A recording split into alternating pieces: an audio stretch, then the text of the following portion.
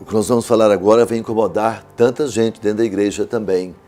Pessoas que dizem católicas e frequentam espiritismo, outras falsas religiões, maçonaria e coisas semelhantes. Como é que alguém pode ser católico, apostólico romano e se dar essas situações? Acontece muito.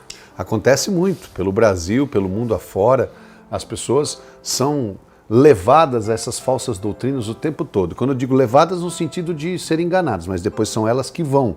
Elas que, aconteceu em São Carlos, uma diocese no interior de São Paulo. Teve lá um momento em que o padre foi procurado por uma mãe de santo. E aí ela falou para o padre que muitos dali da igreja iam procurar ela. Muitos. Ela mesma foi até o padre. E depois eles ficam falando mal da religião, ou seja, da falsa doutrina, do espiritismo ou de qualquer outra linha de falsa doutrina, e que ela dizia que ela nunca foi lá na igreja convidar eles. Era eles que iam até ela.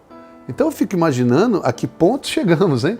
Imagina para dizer, ninguém vai fazer propaganda lá na igreja católica de umbanda, de quimbanda, de macumba, de espiritismo, de seixinoye, de cartomante, de tarô, de maçonaria. As pessoas é que vão lá. Então, por que as pessoas estão buscando lá? Então a gente, primeiro de tudo, com todo o discernimento, a gente não tem que culpar essas pessoas.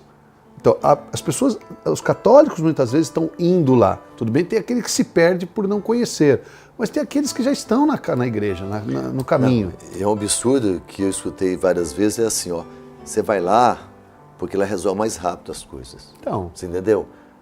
Não passa num processo de conversão, de santidade, escuta de Deus, da demora de Deus, pela nossa santificação. Não quer passar pela cruz.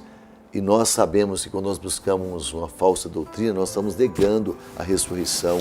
Pessoas que participam de sociedades secretas como a maçonaria, e isso é grave. Isso escandaliza tantas pessoas também. E aí tem aquelas outras coisas, Eu, por exemplo, falo muito sobre isso nas minhas pregações. As outras falam assim, você não pode falar porque tem pessoas lá que são melhores do que as que estão aqui. Mas quem está falando de pessoas? Nós estamos falando de doutrinas. Doutrina é doutrina. Então, a gente está dizendo aqui que existe a verdade e a mentira, o joio e o trigo.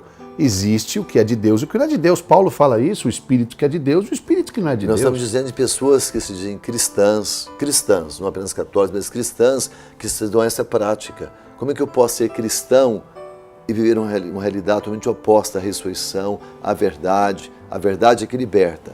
Não dá para se ver dois senhores, você está entendendo? Eu não posso ter duas coisas ao mesmo tempo. Ou eu sou cristão, católico, apostólico romano, eu não sou cristão. E você pode achar que isso seja um absurdo, mas existe. Você que não vai, que não procura, que não frequenta, que não tem acesso a essas falsas doutrinas, você pode achar que isso é exagero, mas não é.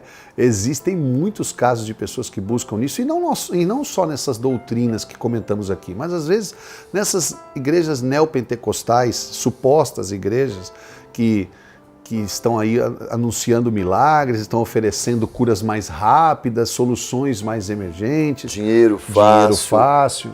Então essas igrejas também são falsas doutrinas, porque não proclamam a verdade absoluta de Deus, que Jesus de fato é o Filho de Deus. Então, e negam uma cruz. Negam, exatamente, negam a cruz. Então você vai entendendo, meu irmão, minha irmã, a verdade é Jesus. Há uma só fé, um só Senhor, um só batismo. Cuidado com as falsas doutrinas, cuidado com a sua prática espiritual. Ou você é cristão verdadeiramente, ou você não é cristão. O morno Deus vomita. Toma a sua decisão, por favor, seja de Deus.